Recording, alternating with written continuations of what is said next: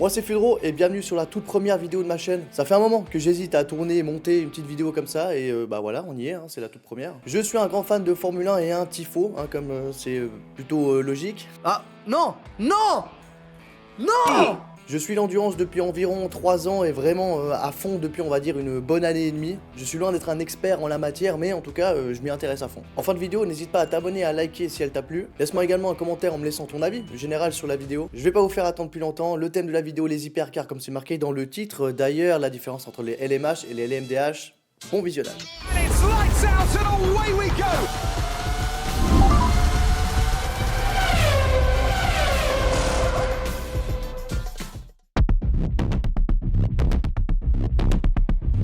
La première fois que nous verrons des hypercars sur piste, ce sera en 2021. Cette nouvelle catégorie reine remplacera les LMP1, les Le Mans prototypes qui auront sévi de 2004 à 2020.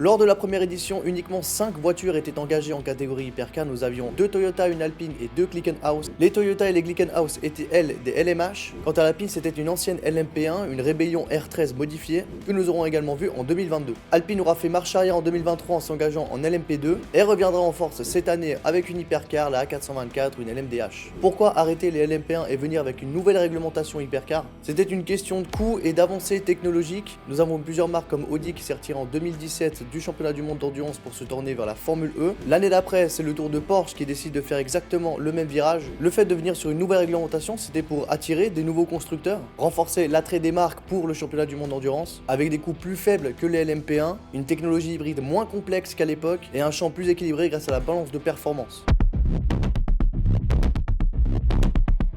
Quelle est la différence entre les LMH et les LMDH? On va tout d'abord s'attarder sur les LMH. LMH qui veut dire Le Mans Hypercar. Sur l'entièreté de la saison 2024, nous aurons 8 LMH différentes. Nous auront 2 Toyota GR010, 3 Ferrari 499P, 2 Peugeot 9X8 et une Isotta Fraschini Tipo 6 LMH-C. Pourquoi le C? Le C pour cette dernière qui veut juste dire compétition. La grosse différence que les LMH ont par rapport aux LMDH, c'est la totale liberté de conception. Le constructeur va devoir concevoir sa voiture de A à Z en passant du châssis. Oh putain, minou! Le constructeur va devoir concevoir sa voiture de A à Z en passant par le châssis, le moteur et tout le système d'hybridation. Si le constructeur décide d'implanter un moteur hybride sur son hypercar, il y a 2 règles qui rentrent en vigueur, c'est que le système d'hybridation devra être sur le train avant et de maximum 200 kW. Les LMH ont le choix d'avoir une transmission intégrale ou à l'arrière, et les caractéristiques sur lesquelles on va rejoindre les LMDH, c'est sur la puissance maximale qui est de 500 kW, un poids maximal de 1030 kg, et toute la catégorie hypercar sera montée sur des pneus Michelin. Tous les constructeurs ont décidé de motoriser leur LMH par un V6. Pour Toyota, nous aurons le droit à un V6 biturbo de 3,5 litres. Pour les Ferrari, un V6 biturbo de 3 litres. Pour les Peugeot, un V6 biturbo de 2,6 litres. Et enfin, l'Isotta sera motorisé par un V6 turbo de 3 litres. Et autre point commun entre les LMH, tous les constructeurs ont décidé de passer avec une transmission intégrale.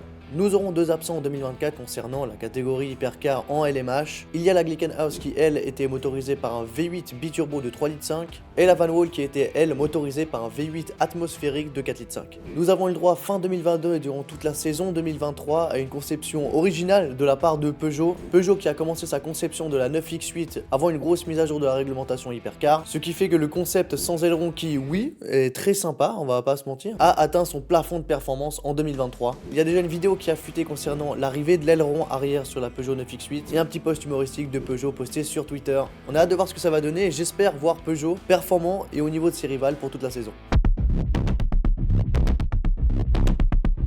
La catégorie LMDH qui elle veut dire Le Mans Daytona hybride nous vient directement du championnat IMSA américain et c'est là on va voir pas mal de différences avec les LMH, comme par exemple que contrairement aux LMH le budget des LMDH est lui limité. On l'a vu avant, les LMH doivent être construites à 100% par le constructeur, que ce soit la partie moteur, châssis ou le système hybride, si système hybride il y a sur les LMH. Sur les LMDH, le système hybride est obligatoire sur le train arrière. Le système d'hybridation ainsi que la batterie sont similaires sur toutes les LMDH. Nous aurons donc le MGU, le Motor Generator Unit fourni par Bosch Bosch pour toutes les LMDH, ainsi que le ES, le Electronic and Software, et la batterie qui est du coup similaire également sur toutes les LMDH viendra de Williams Engineering. Toutes les LMDH sont des transmissions arrière, avec une boîte à vitesse X-Track P1359 à 7 rapports, et là où on va rejoindre du coup les LMH, c'est sur la puissance maximale de 500 kW, donc moteur électrique et moteur thermique combiné, sur le poids max de 1030 kg et sur la monture Michelin, qui sera on le rappelle similaire sur toute la catégorie hypercar, LMH et LMDH. Nous avons vu avant les différents participants en 2024 dans la catégorie LMH. Voyons maintenant les participants dans la catégorie LMDH. Nous aurons une Cadillac V-Series R,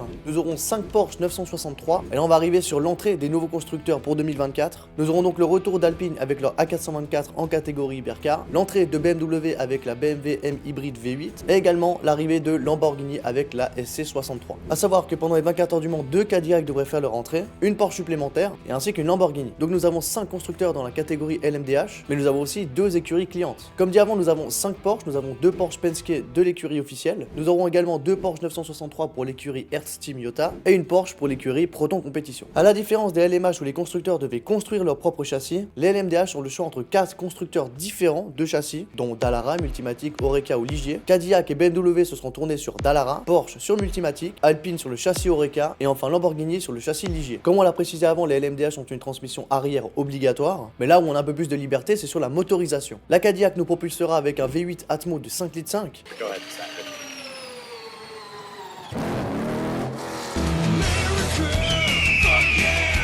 La BMW avec un V8 biturbo de 4 litres, les Porsche des V8 biturbo de 4 litres 6, les Alpines des V6 turbo de 3 litres 4, et la Lamborghini un V8 biturbo de 3 litres 8. Donc un petit rappel général sur les différences entre les LMH et les LMDH. Le budget illimité du coup pour les LMH et limité pour les LMDH. La motorisation est libre des deux côtés. Le châssis en LMH doit être produit par le constructeur. Les LMDH quant à elles doivent choisir entre 4 constructeurs, donc Multimatic, Dallara, Ligier ou Oreca. L'hybridation non obligatoire sur les LMH, mais si présente sur l'essieu avant avec une puissance max de 200 kW. L'hybridation pour les LMDH est donc obligatoire sur l'essieu arrière avec un MGU similaire pour tous de Bosch et une batterie de 50 kW similaire pour tous de Williams Engineering. Les transmissions pour les LMH c'est de l'intégrale ou de la transmission arrière. Pour les LMDH ce sera uniquement de l'arrière. La boîte à vitesse pour les LMH ce sera le constructeur qui devra la produire. Et pour les LMDH la boîte à vitesse sera une X-Track P1359 à 7 rapports. Les points communs du coup dans cette catégorie sont la puissance maximale de 500 kW, le poids max de 1030 kg et les montures Michelin du coup pour toute la catégorie hypercar.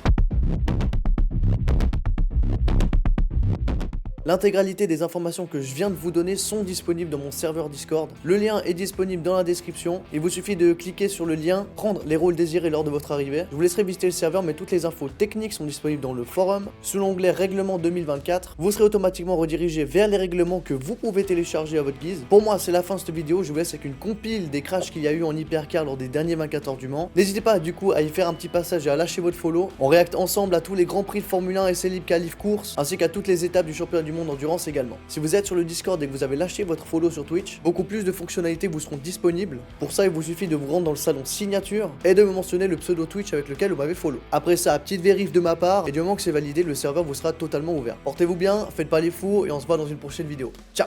Il a fait malheureusement. Ah oui, tête à queue Bruno, deuxième chicane des... Oh là là là là, la Cadillac de Sébastien Bourdais. Montez voilà, attention à 38 qui a la faute et tout l'arrière de la voiture est abîmé. Et la Porsche 75 arrêtée à l'image. Alessandro Pierguidi est en effet parti s'échouer dans le bac à gravier. Ferrari 66. Et la Peugeot numéro 94 qui est arrêtée. C'est pas la première fois qu'on voit une voiture arriver comme ça, mais c'est vrai que c'est toujours très impressionnant.